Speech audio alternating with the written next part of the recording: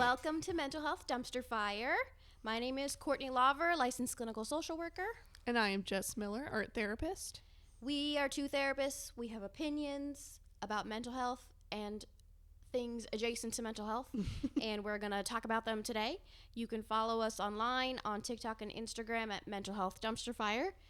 You can follow me on TikTok, Instagram, and Facebook at Laver Listens. And you can follow me on Facebook and Instagram at The Artsy Brain. And as always, we have our disclaimer. This podcast is for entertainment and education purposes only. It is not a replacement for therapy, and we cannot give you specific advice or clinical services via this podcast or our social media. Cool? Cool. All right. How you doing? I'm doing pretty good. Not a fan of the humidity we've got going on, but otherwise pretty good. Good. Yeah. Been able to, relax the past couple of weeks with work, so that's been nice. Yeah, that's awesome. Yeah. I'm ready for work to start ramping up again. Yeah, I would like to make more money, for sure. Yeah. Definitely into that part, but it's been nice to not work as much the past couple of weeks. Yeah. Taking advantage of the time off. That's good. Yeah. I always feel like I'm less productive when I have less to do. I'm the same way. Yeah. When I procrastinate when I'm like, oh, I have so much time. And then when I have a lot to do and I'm really busy, I'm like, ooh, I better get on this. And I'm really productive. Yeah. I like to procrastinate until I'm under pressure, and then I do stuff. Yeah. Yeah. Which is stressful. But it's motivating at the same time. If it works, it works. Yes. That's what I'm saying. Today is part 2. Part 2. Of our, what was it called? I was thinking teachers complaining about parenting. Yes. Is basically the theme. But yeah, it's based on the BuzzFeed article called "I Am Concerned About the Future. Seasoned educators are sharing the modern parenting trends that have got to go." Yes. Yeah. Okay. Yeah, so we're doing part 2. We read the first half last week, and now we're here to finish it up. Yes. So we'll see if we talk a whole bunch about this stuff or not. I liked the stuff we talked about last week. So. Yeah, it covered a lot of pretty broad topics, which I think was interesting. Pretty good variety going on. Agreed. But okay, so we're on number 7. So this is a high school teacher for over 15 years. They're 59 years old. And they shared the do-nothing parent. No interest, no parenting, no responsibilities, no consequences as a parenting trend that has got to go.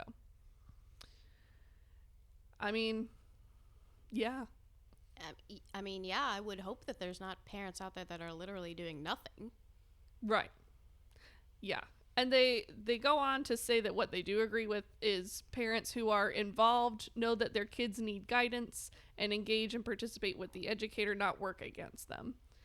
This is a team effort, but without the steady hand of a parent or guardian, no amount of strategy or teaching tricks will help. If the parent is checked out, the kid is too.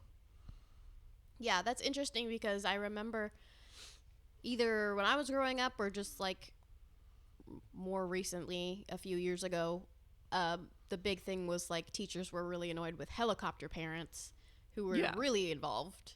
And too involved. Yeah. And so now I guess it's shifted to parents who are totally uninvolved. The non-existent parent, yeah. Which I definitely, yeah, I've seen that before working in a school of the parent kind of drops their kid off for the day, picks their kid up, and then otherwise there's no engagement of the parent with the teacher. Mm-hmm. Which I don't know, the parents, your lives are crazy busy. There's a lot going on. So there's that level of it. But I also understand you have to, if your kid is at school and the teacher reaches out and is like, hey, this is going on, don't ghost the teacher. Yeah. When they reach out to you. Yeah, I think it's it's one thing to let the teacher do their job and let your kid be at school when they're at school and at home when they're at home, but you should probably know what they're doing at school and know what they're learning and be able to help reinforce that and even not just be you got it. Right. As a parent, even if you're not like communicating with the teacher a whole bunch, you can at least like talk to your kid about what they're doing at school. Mm-hmm. And I know that can be annoying because you'll be like, hey, what'd you do at school? I don't know. Who'd you sit with at lunch? I don't remember. Like, I get it. It's super annoying when they do that. But you could also just ask different questions, maybe. Like, who got in trouble today? That's one of my favorite questions. Let's get into the drama of your school day. Yeah. Who got in trouble? Yeah. I like doing like the rose and thorn. Like, what was the rose of your day? What was the thorn of your day? And then it could be anything. It doesn't have to be academics related. But Yeah. Usually kids want to talk, when it comes to school stuff, they want to talk either something cool they learned, or they want to talk about recess or lunch, or like who got in trouble. Mm-hmm. That's the stuff they're focused on. So yeah, those kind of questions are good. But yeah, the parent who just kind of is checked out is just like almost like they're not there. That could be really frustrating as a teacher. Yeah. And as a therapist. Yeah. Do you see that in your therapy, like uninvolved parents? I've seen that before where, and for the most part, it's because the parent's just like really overwhelmed with everything that's going on. And so I try not to put more on the parent at that point. Like, I try not to put too much pressure on the parent, I guess is what I'm trying to say. I'm like, I might be like, hey, here's a suggestion, but at the same time, I also know you're going through a lot and there's a lot going on, and I'm not like giving you a directive or like homework. I'm just saying this is something I've noticed and this is something that maybe you could do. I think the most interesting thing for me is when they assume that their kid is going to tell me everything that happened over the week that maybe doesn't make their kid look super great. Mm-hmm. And then they're like, well, did he tell you about when he threw a rock at his sister? And I was like, of course he didn't. Please email me those things. Yeah. Maybe don't bring that up in front of the kiddo. Yeah. That's like an email or like a text thing you can send me later. And if it's something you feel like he needs to work on, text me or email me before the session so I know to bring it up, because there's no way he's going to do that. Yes. And I always tell parents, I was like, if there's anything that's going on at school that you think I need to know about, send me an email with all the details. But don't talk about it in front of the kid when you come for that like 5 minutes before we go back to my office. Right. Because then your kid hears that, and then that's going to be stuck in their head, and they're like, oh my God, my therapist is going to bring this up now, and I don't want to talk about it. Yeah, there are plenty of ways to do that. You could email, you can text, you could ask for some time before or after beginning or end of the session, and either the kid can go back to my room and play and we can talk in the waiting room, or if the kid's old enough, they can wait in the waiting room. Yeah. Or you could schedule your own session and have a parent session with me. Yeah. Have a whole 50 minutes to talk about whatever you need. Yeah. I always offer that. And then I always offer like, I will do like a free 15-minute phone call. If you want to talk to me too. Yeah. I'm not gonna charge you, for over like 30 minutes, but or I will charge you for over 30 minutes. I won't charge you for anything less than that. Yeah. If it's less than 30 minutes, feel free to call. Yeah. But if it's like a huge thing that you need help with, like let's then we need schedule a session. And then also if we're able to schedule a session, we can do a little work in that session of like, okay, so like what's the plan? What's the parenting plan? What are we going to do now? Yeah. So, yeah. Check in with the adults that are educating and taking care of your kiddos. Yeah. Every now and then. Okay. Number 8. This is from a education director, 33 years old. Honestly, the device usage is the worst part. I worked with 3-year-olds who had their own phones. What? And they were barely interested in playing or anything else. They didn't even want to color. It's just really painful because now, as the director of a GED program, I'm seeing the results of the earliest parts of this trend. Students practically go through withdrawal when we ask them to put their phones down. And then here's what they agree with instead. I do love that we're trying to be more understanding of the emotions of little ones, though sometimes I do find myself with my mom voice in my head telling me that sometimes you just gotta suck it up. Yeah. Yeah, I mean, I don't know if I'd use the word suck it up, but it is a lesson that you have to learn that, like, things are not always going to go your way. Mm-hmm. And you need to learn how to cope with that. Yeah. 3 years old with a phone? What are you doing with a phone? What does a 3-year-old need a phone for? Well, and I'm pretty sure, I can't remember off the top of my head, but the, like, recommendation from, like, pediatricians and, like, eye doctors is to not have your baby near a screen until, like, 5 or 6, maybe at the youngest. And I'm just thinking of, like, the 5 and 6-year-olds I know, and I'm like, I don't even think I would give them a screen. I might make them wait a little longer. Like, right before they get into kindergarten. Yeah. I mean, I know we talked about this last week where there was that one teacher that was like, no screens until they're a teenager, not even TV. And I was like, good luck. I do feel like even with younger kids, it's harder and harder, especially when the parents rely on technology. Yes. Because I'm not going to lie. If you could give them Miss Rachel and they shut up for a couple minutes, like, that's fine. I don't see how you would not, like, lean on that every once in a while. Yeah. Especially if you're, like, out in public and they're screaming their head off and you know that they will be quiet if they get to watch Cocomelon for a few minutes. Yeah. Like, waiting in line, that would be, like, at the grocery store, waiting in line to check out. And then the kid is, like, wanting to leave and inconsolable. It's like, well, we can't leave. But you can watch Miss Rachel for a little bit or whatever. Yeah. Well, and I think it's also a matter of how much energy, how much motivation, how many spoons the parent has. Because, yes, ideally, your kid is throwing a tantrum. You're going to connect with them and then help them through it, help them cope. Right. But if you're stressed out and your mental ability is to hand them a video, cool. Yeah. Because it's either that or you're going to spank them. Right.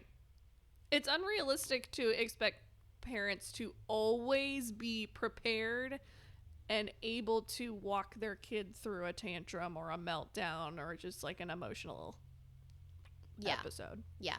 It's unrealistic. And I think that's where sometimes, like, things like this, like, obviously there's nuance to everything, but when you read it online and it's very much like broad strokes, like, yep, no screens until 6, that it's like, okay, that's a lot of pressure for the parent to be like, oh, no screens? Like, right. Really? Yeah. That's a little too hard. Yeah. I definitely, they mentioned that it's really painful because now, as the director of a GED program, I'm seeing the results of the earliest parts of this trend.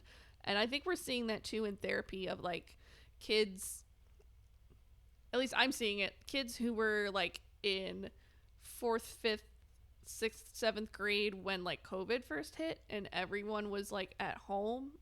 And then the only way they could be with their friends was online. Like, now they're in high school, graduating high school, and they're like, I don't know how to talk to people. I can't do anything unless my phone is with me, and I don't know how to talk to people, Right. or, like, talk to my friends or make new friends. Right. And I'm not saying that the digital stuff is the reason.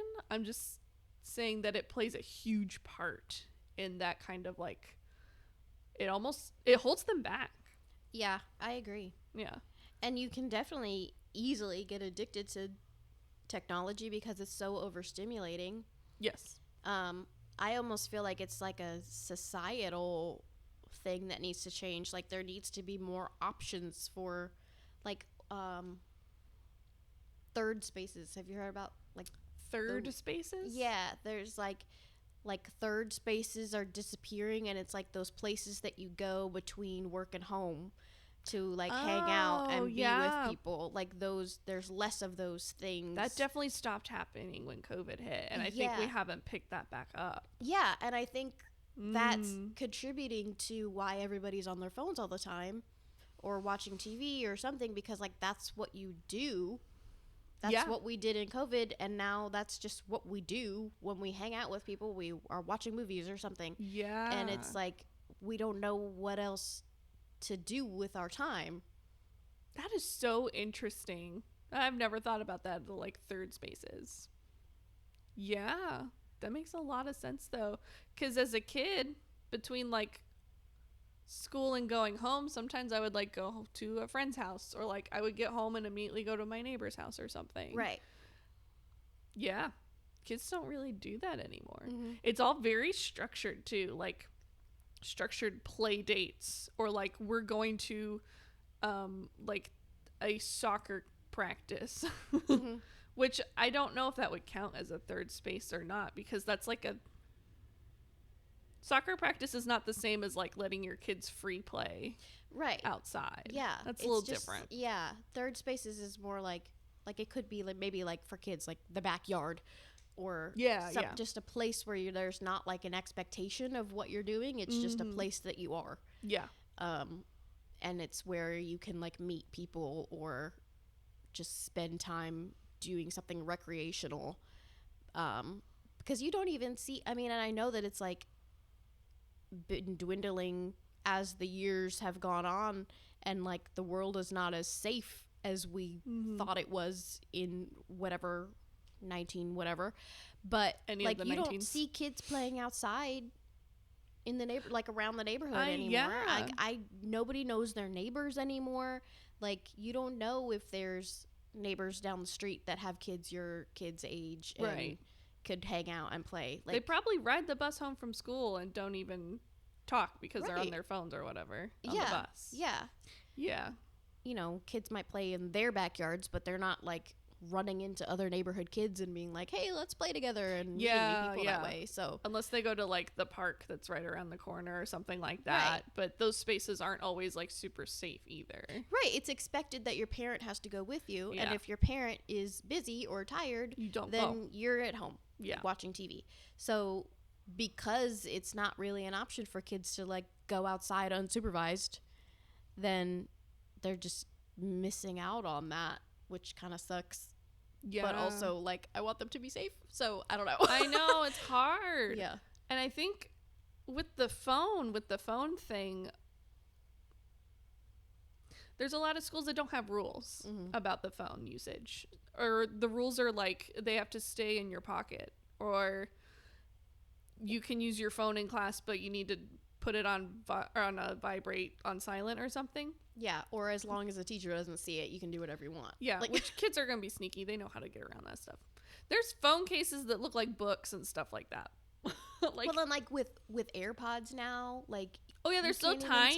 tell. And then kids have like long hair and they like cover up the Yeah. AirPods so you can't tell that they have them in. So they're not listening. But yeah, like there are some schools where you have to leave your phone in your locker and it has to be on silent, but you can use it like between classes or whatever, but it has to stay in your locker during class. And I personally think that's the way to go. Because if mom or dad or grandma, grandpa, whoever's taking care of the kid needs to get a hold of that kid, they can call the school and then the school will handle it. The school is prepared for that. The school has been doing that forever. I think I talked about this in a previous episode. Yeah. Like there's a way you can get a hold of your kid.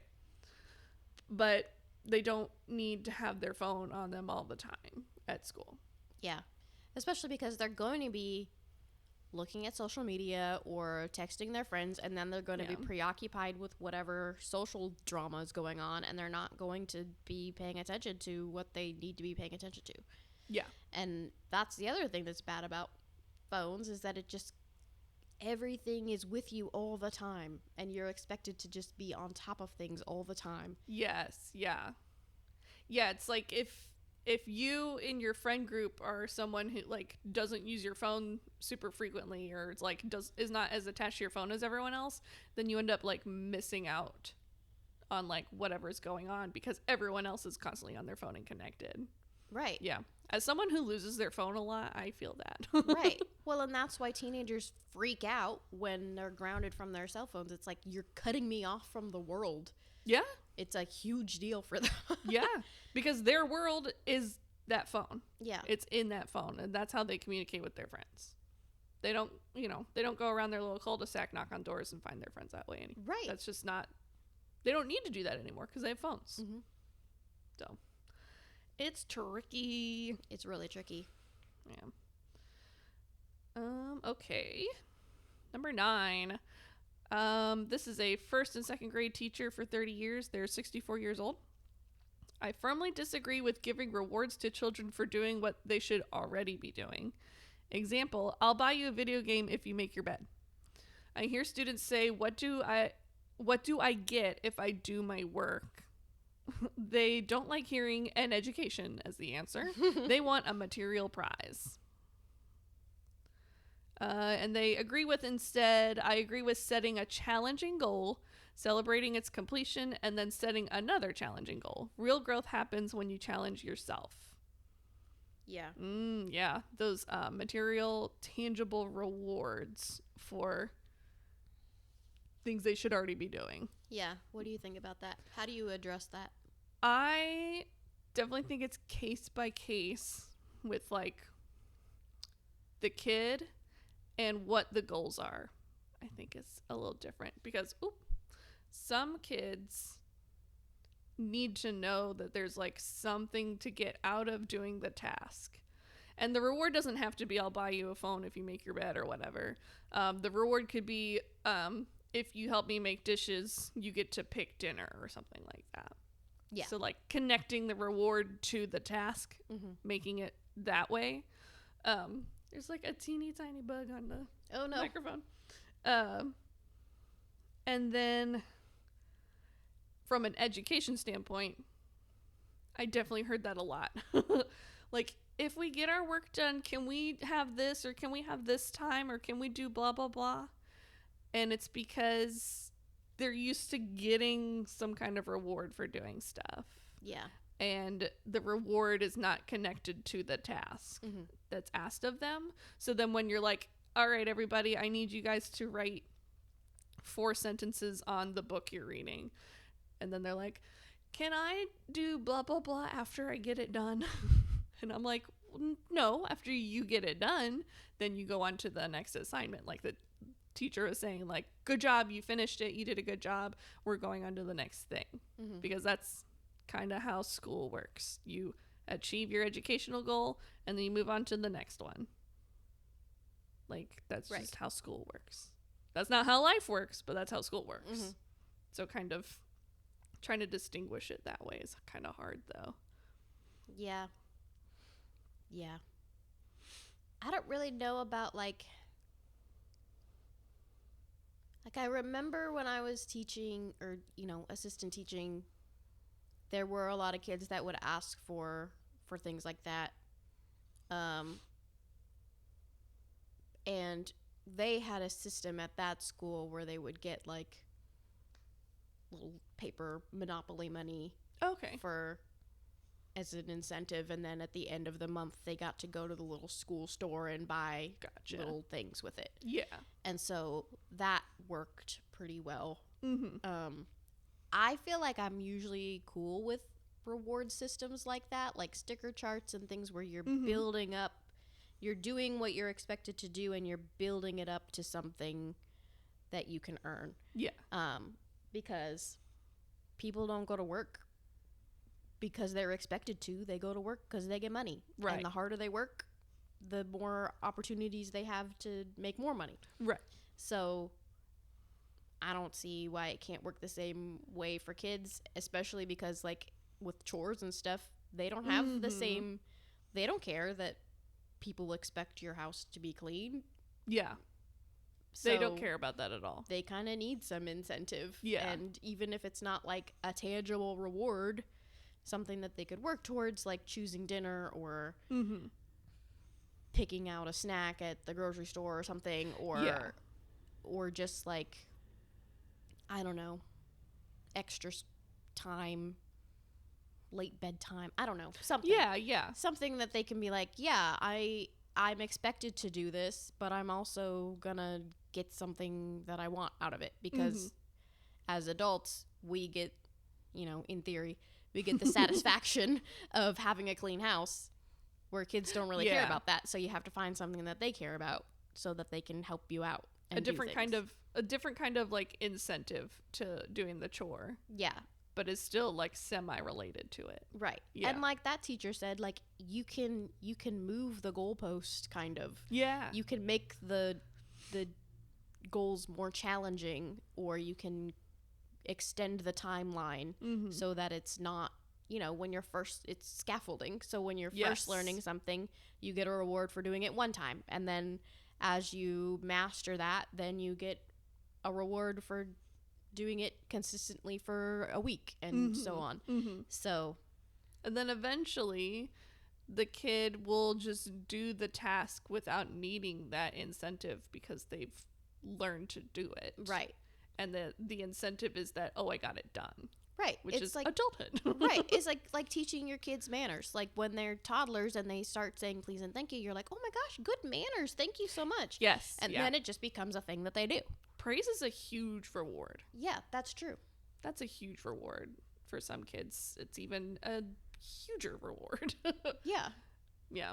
It is tricky with school. I feel like it's just tricky how to get it to work, because it's like you're not teaching them, I mean, you're educating them on things that will hopefully be useful, or like will hopefully like encourage them in other areas of their life, but at the same time, like kids don't really see the like benefit of writing 4 sentences about whatever book they're reading. Right. So it's like, how do I incentivize the kiddo to do stuff in the classroom? Which then, like, a system where you get the little Monopoly money and you can buy toys or whatever from the school store. I see that working pretty well for that kind of stuff. Yeah, it can work, especially if it's because some people don't do this, but some people will start a reward system where you earn things for doing positive things, but then they'll take them away if you do something negative. Don't do that. They already earned it. They earned that money. That Monopoly money. Your boss doesn't take your money away from you if you're like 5 minutes late. And if they do, right. It's only if that's you a like problem. steal something and you have to pay for it. They'll take it from your wages or something like that. Right. But like that's different. I always get frustrated when people use the taking away method as the consequence of, especially if it's something that's been earned. Yeah. Well, that and the constant almost bribery, but like threatening of like, you better do that or you're not going to get your Monopoly money. You're not going to get your sticker for the day. Yeah. And it's like, no, now they're learning that they need to be prompted where they should be learning that they need to do it on their own, and they will get the reward because they did it, not because you asked them to. Right. Because then if they're dependent upon people asking them to do things or prompting them to do things, they're not going to do anything as they get older unless they are prompted or told to. And then you might run into the situation where you prompt them or tell them to do something and they're like, no. Yeah. Because the consequence doesn't bother me anymore. Yep. And then you get into a whole other tricky situation of like, well, now what do I do? Because now the consequences don't work. Number 10, students are not responsible or accountable for their actions. Parents usually have an excuse ready. This is unhealthy for the child. They will not be ready for the world of work or following the law. Who will defend them when caught cheating in college or when they break a law? It's just so sad because we are not raising children to be functional, contributing members of society. 8th grade English teacher. That's a little bit of what we were just talking about too. Parents usually have an excuse ready. I don't feel like I see that as often now. And I think it's because there's not as many like helicopter parents going on. Yeah. But at the like I always look at everything from like the neurodivergent lens, because that's the kids that I work with, and I'm also neurodivergent. And so I'm like, okay, so sometimes kids whose brains work differently need different stuff to accommodate them. So it's not that it's an excuse, it's just that their brain works different. So they might just need more time to complete a task, or they might need the task to be broken down into smaller steps instead of one big assignment. So it's like, that's another case by case thing though, I guess, is like what the kid is struggling with their education, and like, are they able to complete the task on their own? Do they need more support?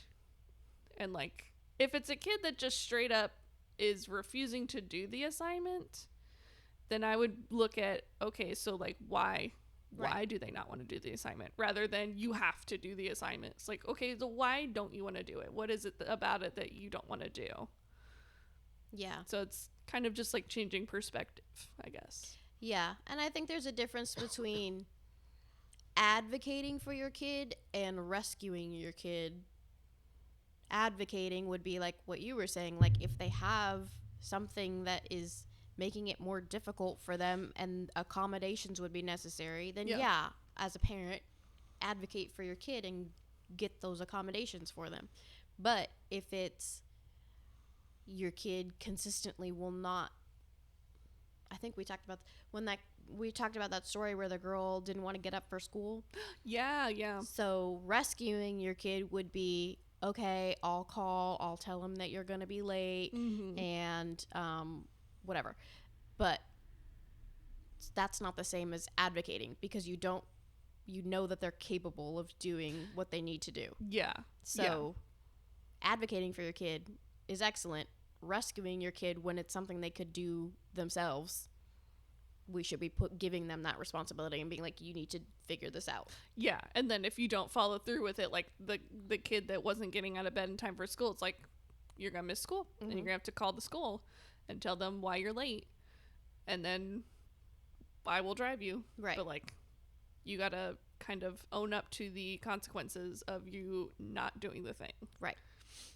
Natural consequences of not doing the thing. Right. Exactly. And I think, when she was saying, where whoever this teacher was that was saying like parents are making excuses, it sounds like they're coming to the rescue of their kid instead of letting their kid fail. Right. Yeah. Because sometimes if you're in the habit of rescuing your kid and then you realize like, oh, I am doing literally everything for them, you got to let them kind of fail, kind of flunk at a couple of things before they realize, oh, I need to get my act together a little bit, because mom's not going to help me do this anymore because she knows I can do it by myself. Yeah. Rescuing your kid versus advocating. Yeah. Okay. This is another phone one. Giving kids a phone without monitoring it. You wouldn't believe the stuff that they're looking at, the stuff they're saying to each other and to complete strangers. Apps from companies such as Bark, capital B, Bark, can help parents sift through it all. Most parents mean well.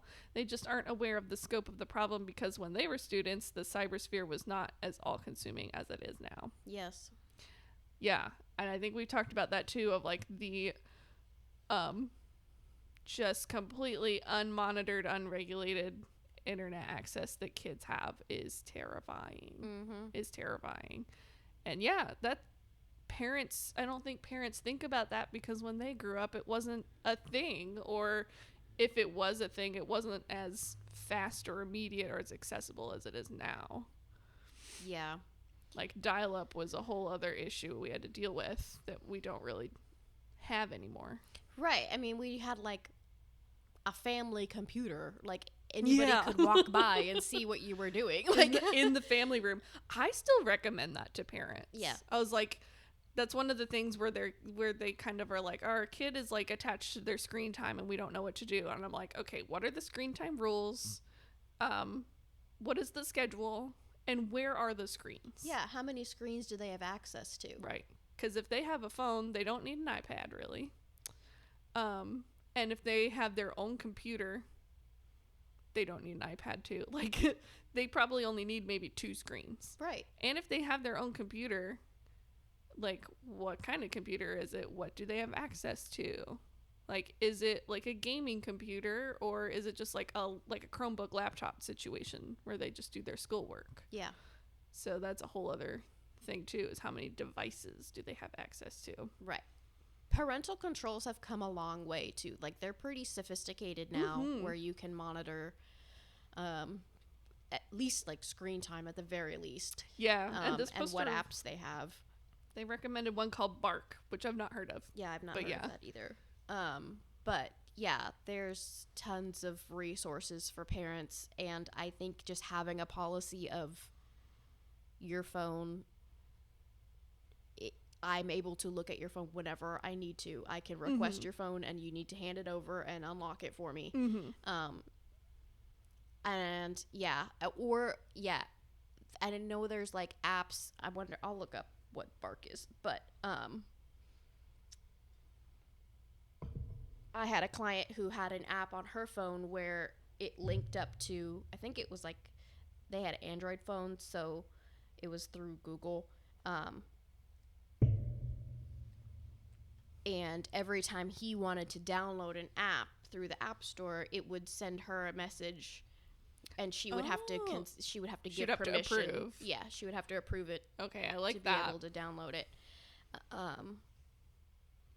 Anyway. Yeah, and I think, yeah, like if your kid has a phone, part of that stipulation of having a phone is that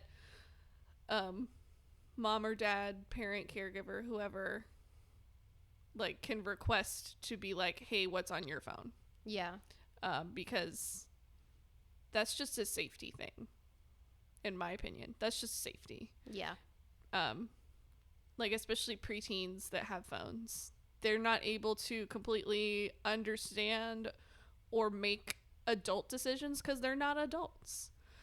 So, yeah. So if you have a preteen and you're like, hey, I need to check your phone because I'm just going to check your phone, then your preteen, I don't know, your preteen better understand that also. You better make it, like, that needs to be something clear that they agree to. Yeah. And if they don't agree to it, then that's kind of like, well, now I really need to look at your phone. Right. Or you don't need a phone. Or you don't need a phone. Yeah. Because you're doing things that are not okay with your phone. And you don't have to allow them to have apps that you can't check. I tell every parent, do not let your child have Snapchat. It's the worst app ever. No. And I know they're going to come out with other apps that are just as bad, but right now all the kids are on Snapchat, and every time they talk about Snapchat, it's just the worst. I cannot. It's so weird. They use it as like texting or calling each other. And it like goes away in 24 hours or whatever, but like there's some crazy stuff that's on there because they know in 24 hours, or that they can take it down themselves too. That's the other thing. But well, and it's not even because, but they know that it's not gone in 24 hours. Like logically, the kids know because it tells you if somebody takes a screenshot, it alerts you. Yeah. This person took a screenshot. But they still sent it. Yeah. Knowing that that was a possibility. The impulse control is at zero when it comes to something about digital the app stuff. Just like encourages kids to just do stupid stuff. Yeah. And they just need to not have it. Yeah. No. That's the one app that I would absolutely ban if I had kids. And I remember when Snapchat was a thing, and I like used it for a little bit, and I was like, okay, I don't like this anymore. Mm-hmm. I still have it, I think, but I don't really use it super often. I use it to send videos to like my friends that live far away. Right. That's about it. Yeah. That's what it's supposed to be used for. Right. Not for what kids are doing, which, gosh, I don't know. Kids are able to like get access to drugs on Snapchat. Yeah. They are able to like find location to like find other people on that app. Yes. Oh my God. Snapchat. When you download Snapchat, it automatically turns on your exact location. You have to go in and turn that off instead of it being the other way around. Yes. So if your kid doesn't immediately turn their location sharing off, everybody knows their exact location. And then they can also, even if they turn off their location, they can post a picture or a video and tag their location, and then are then trackable that way. Right. Yeah. That's scary. I mean, I want to know where my kid is, but that's what Find My Phone and stuff like that is for. Right. That's what like Life 360 is for. There we go. Within your home. It's not for literally anybody. Yeah. That's scary. It's awful. And that's where the predators are. Yeah. They know pretending that to be 13-year-olds. Yep. They know that teenagers use Snapchat chronically, and that a lot of them don't turn their location off. Yeah. Yep. Ugh. Teach your kids about that too. I mean, seriously. Teach them that, like, the not great people out there can find them if they do stuff like that. And, like, do not have their location on. Use the Life 360 or whatever apps that are just the family phone plan and no one else. Like, you got to teach them safety because you don't want them to learn it the hard way. Right. Yeah. Okay, so I looked up Bark. They have an app, or you can buy like a specific Bark phone that is like a smartphone for kids that has all of the stuff already built into it. But the app, it monitors their text, email, YouTube, and 30 plus apps and social media platforms for signs of issues like cyberbullying, sexual content, online predators, depression, suicidal ideation, threats of violence, and more. With content monitoring, you can get email and text alerts when Bark detects potential issues, so you can talk to your child and make sure everything is okay. So it like messages it, like instead of you going through and reading everything, it just kind of monitors it and then like sends you an alert. But it's not, it doesn't filter it on the kid's side. It just like reads it and then sends you an alert if they find something like concerning. Trigger words or phrases. Yeah. Oh, okay. It says Bark runs quietly in the background in search of issues that might indicate that something is wrong, and then get alerts via email, text, or push notification when Bark's algorithms detect potential risks. You can check in and make sure everything is okay. So I kind of like that because I know that like part of why it's hard to like take your kid's phone and check it is because you don't know where to look, and it feels kind of like invading their privacy. Yeah. So this is kind of nice because it doesn't like directly tell you, or at least it doesn't seem like it directly tells you what was said. Just an alert that hey, maybe talk to your kid about phone usage. Right. It just alerts you if there's something concerning and on which app it is. So okay. I like that. Yeah, I kind of like it too. I don't know. It's interesting. And so that's an option. I guess you can also manage their screen time. You can shut their screen time off. It has a location tracker on it, so that does a lot. Goodness. Yeah, you can like make it says customizable screen time rules. So okay. You can customize, like if they're at school, there's certain screen rules, like maybe certain apps that they're allowed to use while they're at school or not, and then like they have like a bedtime, so when the bedtime hits, then they can't access any apps or something like that. I like so that's kind of cool. So I mean, let's see, so there's a thing here called pricing. Yeah, I feel like the app is probably subscription based, and then the phone is probably its whole thing. Yeah, so the phone, it says it's $40 a month. The app is $14 a month, so I bet there's different plans. And then they also have this little device where you can connect it to basically anything in your house that is internet connected, so TVs. Oh my gosh, the amount of kids I know that have like an Alexa in their room. Yeah. It's like, ooh. Yeah. Get the kid. There's a kid in Alexa that they can use. Get that one. Yeah. They don't need the fancy all access to all things one. Unless it's in like, it's for everybody, Yeah. Shared space. There's I know kids that have like the Alexa in their room. Okay. And like it's a cool idea because then they can like, I don't know, check the weather. You hope that's what they're doing. Check the weather or play their music or change their lights or whatever. But there's a kid Alexa where it's limited stuff they can do on it. Oh, I don't even know all the stuff you can do on an Alexa other than what you just said. You can ask her all kinds of questions and to like search all kinds of things as well. Okay. Well, this seems like a good option. It is I mean, $14 a month is kind of pricey, but could be worth it.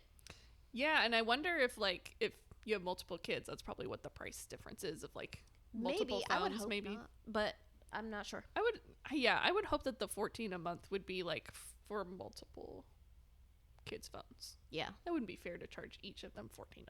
Yeah. That'd be way too much. But yeah, good option there. And then this teacher recommended like building experiences as a family, like going on trips where you're not on your phone all the time.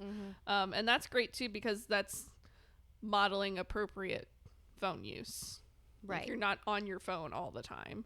And it doesn't have to be on a trip. In your everyday life, try not to be on your phone a whole bunch around your kids. 12, lack of disciplinary measures from parents and lack of manners from children as a result. I once had a father say he thought that all his children would learn table manners and washing their hands in kindergarten, and all I could think was they should have learned that already from you before they were old enough to come to school. This is from a principal. Yes. That first sentence threw me for a loop there. I was like, what? Lack of disciplinary measures from parents and lack of manners from children as a result. But yeah, what they're saying is that there are some things that kids need to learn at home and not at school. Yeah. Like wiping their butts and like toilet training things. That's the first thing that I thought of, because that's happened to me before where I was like, what? Don't you know how to do that? Right. You're in like second grade. Mm-hmm. Yeah, washing hands, like basic hygiene things that you don't want an adult to help them with also. Right. An adult that's not their caregiver. It's not their parent. Right. It kind of puts that kid at risk. Yeah. There are definitely things. There's other things too that don't need to be taught at school, that should be taught or learned at home. Yeah. Well, and that example, I wonder if he just didn't know like what age is appropriate to start teaching manners. Yeah. It was table manners specifically. Right. Yeah, table manners. So, eating at the table, that's kind of hard for kindergartners. They don't hold still very long. Right. But I think with pretty much anything, if your kid shows that they understand it, they can learn it. Yeah. Yeah.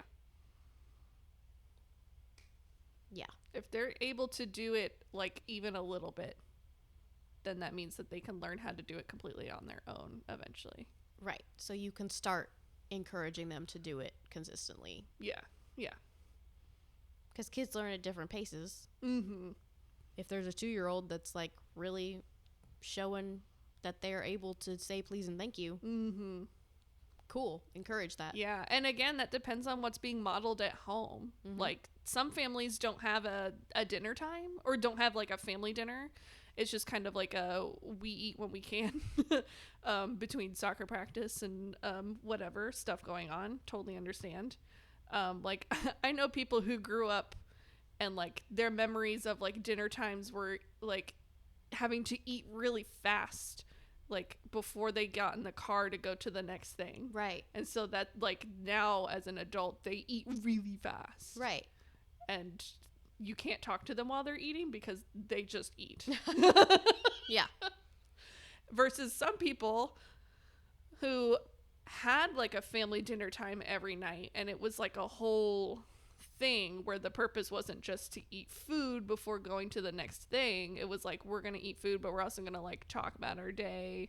We're going to practice and model manners and like how to, like clean up after yourself, put your dishes away, right, that kind of stuff. So yeah, it definitely depends on what table manners at school depends on what table manners look like at home. Right. 13, parents not partnering with teachers on their child's education. Education needs to be a 3-way street between parents, children, and teachers. Otherwise, it just won't work. Yeah. Yep. From a retired teacher. Same with therapy. Yeah. Yes. When when I talk to teenagers about what therapy is going to be like, I tell them, like, basically, you're going to talk to me about whatever's bothering you, and I'm going to help you with whatever's bothering you. If there's anything that comes up that I think mom or dad should know, then I will recommend you talk to mom and dad. If you don't want to tell them, I can offer to tell them.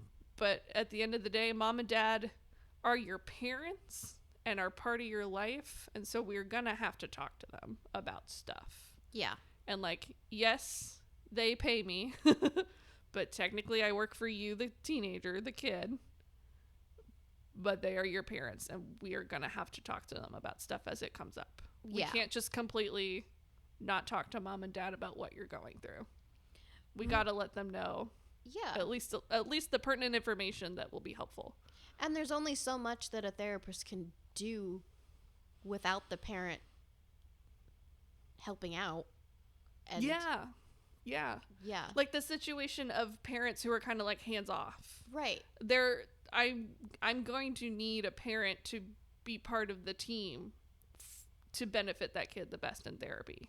Right. Whether like we learn a coping skill that needs to be used at home and requires mom to help, like there's always going to be a need for the parents to be part of that team. Right. And their life as a teenager just looks different than it would if they were an independent adult. So you have to use the resources that they have available.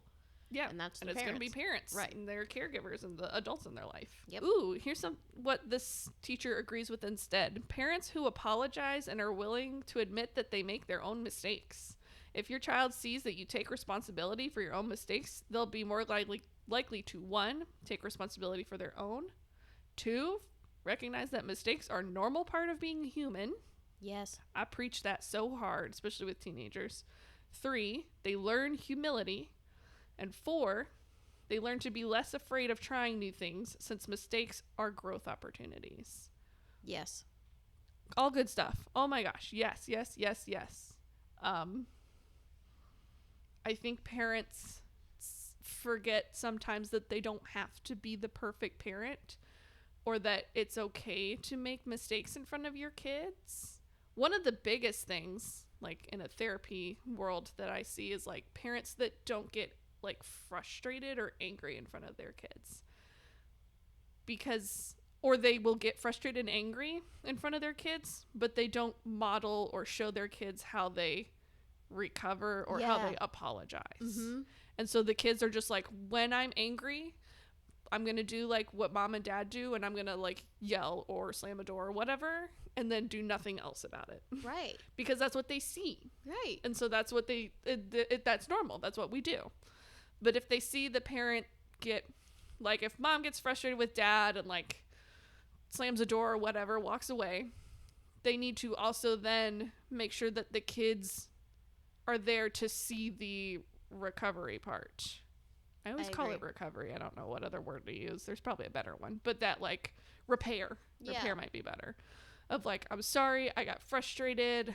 I was upset because of this, and this. And then what you said kind of tipped me off the edge, and I got frustrated, and that's why I had to leave. Yeah. But I came back to apologize. Yeah. And so if you model that with your kids, then that becomes the norm, and then that's what they're going to do. Yeah. I hear a lot from teenagers to young adults to just like my friends about that moment when they realize that their parents are human and make mistakes. I feel like for a lot of people, they describe it as like this big earth-shattering realization that their parents are not like infallible. So I feel like if you could teach your kids that when they're young, that like, oh, my parents aren't perfect, so I don't have to be perfect either, would be huge for them. Because if your kid just thinks that you are this almighty being that doesn't make any mistakes and is just the authority on everything, and then you mess up, like their whole world is changed. And I mean, that's another challenge of parenting, is like it takes one mistake to like screw up your kid, but like, you're not screwing up your kid, but like it feels like that sometimes. Like that when they realize, oh, mom's not perfect or dad's not perfect, and they're like, because they've pictured them that way. and they've never seen them make a mistake or get upset their whole lives. Or they don't admit that their mistake is a mistake. Yeah. So if you can show them, like, yes, I get angry and frustrated sometimes, I mess up sometimes, and here's what you do about it, then they will have that life skill early on. Yeah. Because what they're thinking is, if they're not getting that, they're thinking it's possible to be an infallible person, and when I mess up, it's a huge deal, because clearly it's possible to not mess up, because you never mess up, even when you do stuff that pisses me off. Yeah. And you don't apologize for it, so it must be okay. Like, yeah. So now that's normal now. Right. We're just going to do that. Right. Yeah, yeah. Oh, yeah. That is very, yeah, those like 4 things that they were talking about. Parents who apologize and are willing to admit they make mistakes. Teaches your kid responsibility. Teaches them that that's part of being human. That's a big thing that I think, like, with teenagers that I work with especially, like, it's so hard. It's like almost perfectionism. They think that something's wrong with them because they're hormonal. They're teenagers. And this is new to them. And they're like, why am I so emotional all the time? No one else is like this in my family. Therefore, something must be wrong with me. And I'm having a really hard time coping with being emotional, but everyone else in my family seems to be doing okay. Something must be wrong with me. Like, they don't realize that that's normal because they never see that anywhere else. Right. Or they see it on TV where it's exaggerated or displayed incorrectly. Right. On the other hand, though, if you don't have healthy coping skills to be able to show how to get through an emotion, that's something you need to work on, because if your kid sees, okay, so people get frustrated and how we deal with that is hitting people, then that's my norm. Right. That's what I'm gonna do when I get angry. I'm gonna do. hit people. Yeah. Yep. Okay, this is the last one. A trend that I am concerned with is how many parents create content to teach other parents techniques without any formal education or training. Yeah. Oh, buddy. Parenting and child development content has an impact regardless of who creates the videos or infographics. What I do not see is parents and caregivers evaluating the content itself, i.e., is this a best practice standard or have any evidence behind it? And taking care to understand who's creating it, like a speech language pathologist versus an adult without credentials who is implementing techniques at home. This is really lacking when filtering your content and who you are following. Yep. I think that's another society issue too, though, is that it's encouraged that the people who have the most following must be the most knowledgeable, and literally anybody can create content on whatever they want. If you sound like you have authority, if you sound like you know what you're talking about, people are going to trust you. Yes. And then, so if you're a parent looking for parenting advice and you hear parenting advice from someone else that's also a parent, even if they're not credentialed, you're going to be like, oh, but they have kids, so they understand. Right. And there is that level of like, yes, they have kids and they understand, and that's important to have that connection. But you also need to look at it and be like, do they have any level of like training to be talking about this even? Right. Like, are they just a parent that is talking about how they parent their kids? Or is this like a speech language pathologist who also has kids and is talking about how she or he uses stuff at home with their kids to promote speech? Yeah, but then the things that get engagement are the things that are presented as fact. So even if it is like a parent who just wants to be an influencer, they're not going to get attention if they say, well, this is what works for me and my family. I'm not an expert, so I don't know. Right. Like, they're not going to get any views for that. They're going to get views if they're like, if your kid's a brat, here's what you do. Yeah. And yeah. So it's tricky because people want to have attention and get engagement.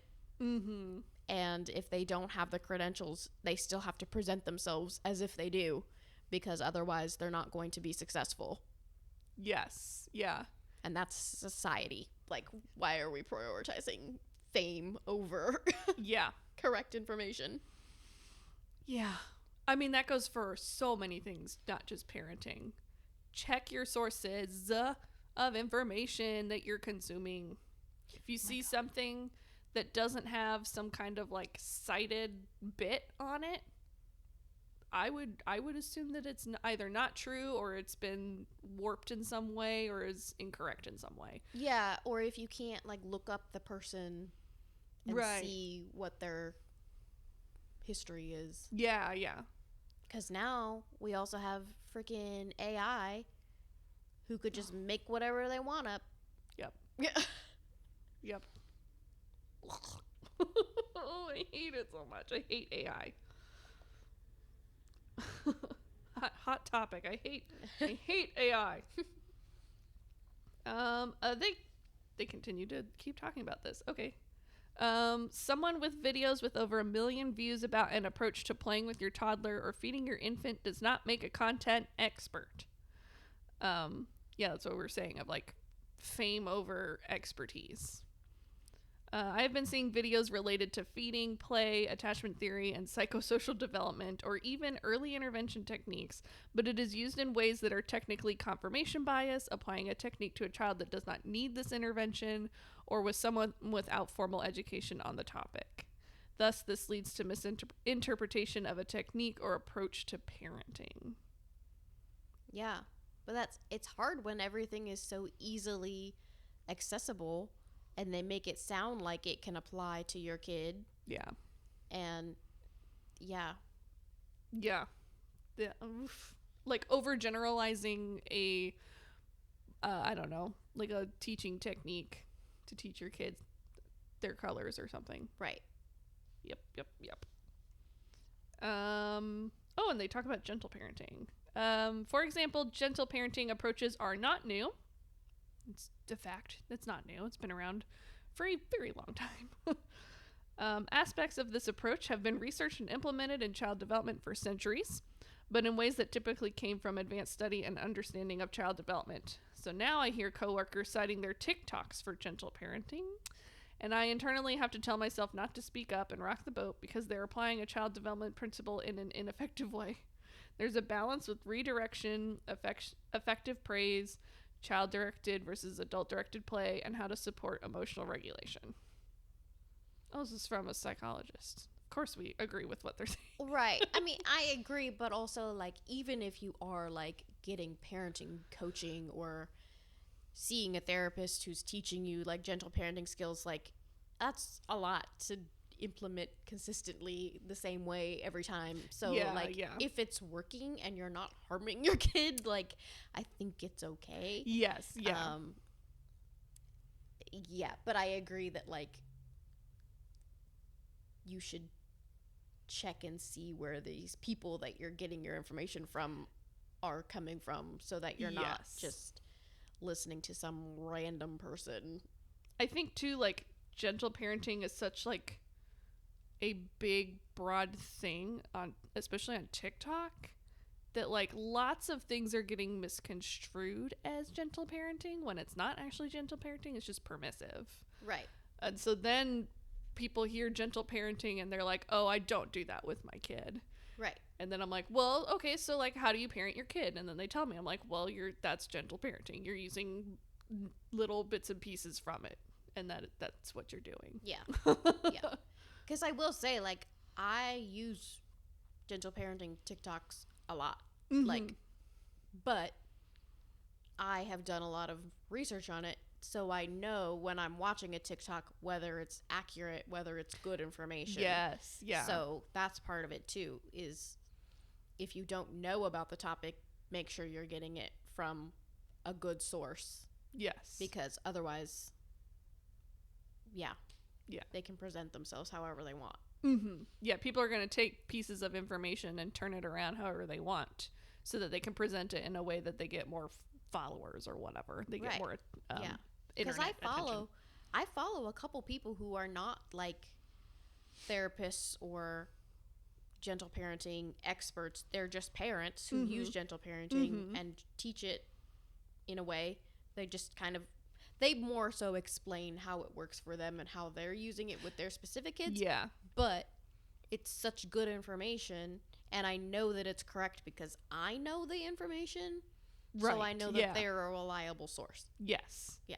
And it's interesting to have those kind of resources of like, this is a parent on TikTok who uses gentle parenting for their kid in this way, and this is how it worked. And then, like, we know what they're doing is gentle parenting and how it works, and then we're able to translate that to our clients. Right. And so I feel like that's how it's a really helpful tool. But to just take, I don't know, someone who's like super popular on TikTok and they say something that they're doing is gentle parenting, and to just be like, okay, cool, without checking in on it, is not safe. Yeah. Also, content creation supports positively is an understanding that parenting is a skill and disseminates research that was once difficult to get to parents, and that is fantastic. Yes, like, sure. When you can find a good one, a good account on TikTok or a good account on Instagram or wherever you are, that's great that you have access to that stuff. It used to be that you had to schedule a session with a play therapist, read a lengthy book by a psychologist, or get your child into private rehab services, like OT, not like rehab. That's a different thing. And now there are people out there with this expertise that are creating content that can help support parents while they are on lengthy wait lists for therapy services or early intervention.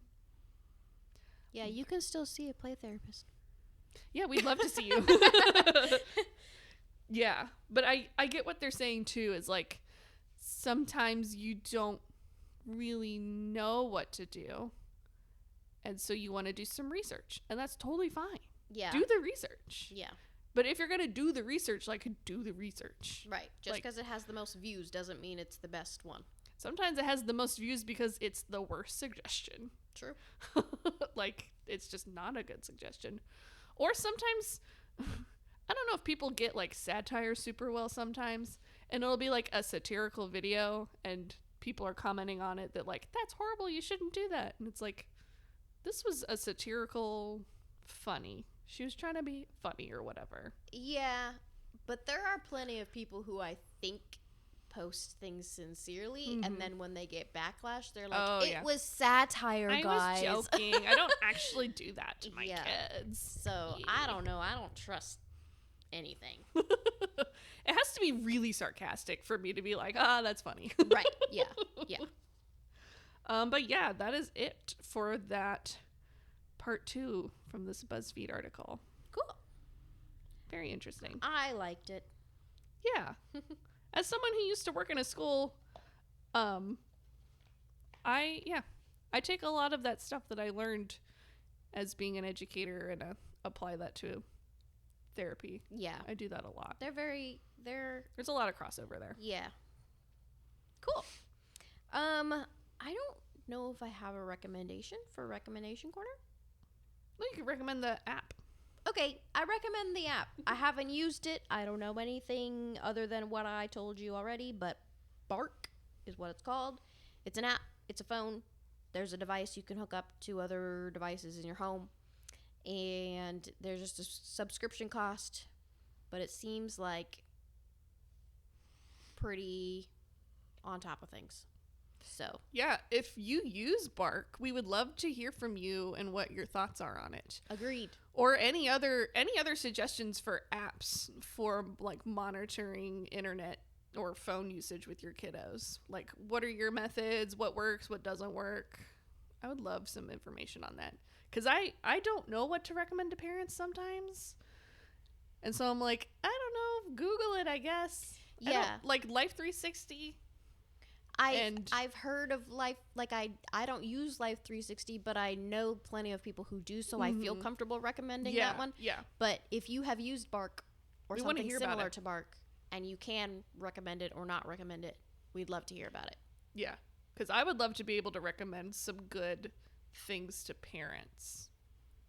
Yeah, because I don't have a way of testing Bark. I don't have kids, so right, and I'm don't know. gonna pay for it. Right. No, I'm not going to pay for it either. When I'm not going to use it, so. Cool. Okay. My recommendation is a product. Ooh. I got this stuff not too long ago. Aaron. Yep. Yes. Crazy Aaron's thinking putty.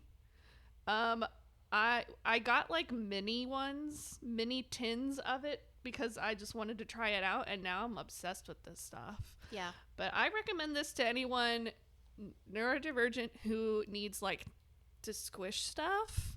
It's very pretty. The one that I got is like supposed to look like a scarab beetle. But it's thinking putty. And I've been like on a search for fidgets and stems that are quiet. There's a lot that like click or are really loud, like those tube things. Yeah. I hate those. I love them, but they're loud. I don't like them So because they're loud. Yeah. Yeah. It's like, I can't bring this to the movie theater. And this stuff kind of like snaps and pops a little bit, but it's kind of like slime, but it doesn't stick to your hands. It doesn't stick. There's no residue on your hands, which I love. It doesn't really have a scent because I'm really scent adversive. I don't like smells. It comes in really pretty colors. There's some that have like beads or things in the putty so that you're getting some like sensory of like pressing on like beads and things like that. It's just really great. I really, really loved having this. I like watched a movie the other night without picking my nails because I was doing this the whole time. I had something else to do with my hands. So yeah, if you're like a picker or someone that uses your hands a lot as like fidgeting, picking your nails or whatever, or you just need something to squish, I highly recommend this stuff. Yeah, doesn't get stuck to your fingers. And it's not like nice. Watery like slime is. I hate slime. Yeah. I hate slime. It's like boogers, and I hate boogers. It is like boogers. Dang. It makes me gag. Ooh, The you got a point. boogery texture stuff makes me gag. I cannot stand it. I'm not going to be able to stop thinking about that one. Slime is boogers. But I do like that thinking putty a lot. It's really pretty. They have ones that change colors the more you play with like it. The heat colors sensitive. change. Yeah. Oop, there goes the pops. They have some that are more slime like, and then they have some that are more rubbery. Yeah. So you can, but I just like the regular putty ones. Yeah. And even the mini tins are like, it's enough. Yeah. It's like, so you can just put it in your bag like and this take much. it. Yeah. And yeah, it's a really tiny tin, and I have one. Yeah, I have one in my bag now that I take with me everywhere. It's great stuff. Yeah. And it wasn't super expensive. I think for the big tins, it was like $12 or $13. And then the little mini ones we got at a toy store for like $3 or something. Yeah. $2 maybe. Yeah, I know you can buy them online, but then they also sell them. I know I see them a lot at Target in the toy section, like next to the Play-Doh. Yeah, I've seen it there too. Oh, and they have a magnetized one. Oh. That one's really cool. I haven't played with that one yet, but this one's my favorite right now, obviously. Yeah, I really like the Aaron's thinking putty for like trainings. When I'm in trainings or like really long meetings. Time. Yeah. And I haven't used it while watching a movie, but I have a really bad habit of being on my phone while I'm watching a movie and like playing a game on my phone because I can't focus on one thing at a time. I do that too. Bet that would be a good replacement do this for me. Instead. Yeah. Yeah, because I like to look at it. I have like the sparkly ones so I can look at the different. Yeah, the different sparkles. Mm-hmm. They have one that has little beads that you can pop. I would love that, but I only got this one. You'll make a collection. I probably will. I got like the minis, and then I bought the same minis but in the larger form. So we have a bunch of these at our house now. But oh yeah, I highly recommend this stuff. Yeah, I love it. I agree. I second your recommendation. Yep. And I will say it will get stuck in hair and clothes. So if you have a little kiddo, definitely need to monitor them. And then also need to have rules in place for an older kid. But yeah, I wouldn't. Okay. I wouldn't put it down. No, it except picks in up the hair. tin, it picks up hair. Yeah. And I did leave one in my car once, and it kind of melted. So. Ooh, okay. I didn't know it would do that. Yeah. That's good to know because I was gonna leave one in my car. Yeah, it melted. Melts. Good to know. So it just It still works, but it's stickier. Oh, okay. More like slime if it melts. Gotcha. But yeah, that's my recommendation. I'm obsessed with this stuff. I can't stop playing with it. Yeah. Crazy Aaron's Thinking Putty. Yes. Oh my gosh. They also have scented ones. I don't know if I said that. I'm not interested in that because I don't like smells, but they have like a banana one and a cherry one, and it's like a fluffier looking slime. Oh. Too. It's kind of fluffy. So try them all. Whatever like sensory thing you're looking for, whatever you're trying to input sensory wise, I like the thinking putties have all kinds of different sensory things, which is great. Yeah. And they're not sticky. They don't stick to your hands. Look how clean my hands are. Yeah. They're not blue or anything. I love it. Hey, Crazy Aaron, you want to sponsor us? I would love a 5-gallon tub of this super scarab thinking putty because it's beautiful and I just want to like we can talk it. You up every episode if you want to pay us some money. That'd be really cool, actually. Yeah. That's a sponsor I'd be okay with. Yeah. An ad. Cool. Well, thank you so much for listening. Make sure to subscribe. Make sure to share the podcast with everybody that you know. If you're watching on YouTube, please leave us a comment about your experience with parental controls, or, whatever you want. And tune back in next week when we talk about more things that we have opinions about. Okay. Cool. Goodbye.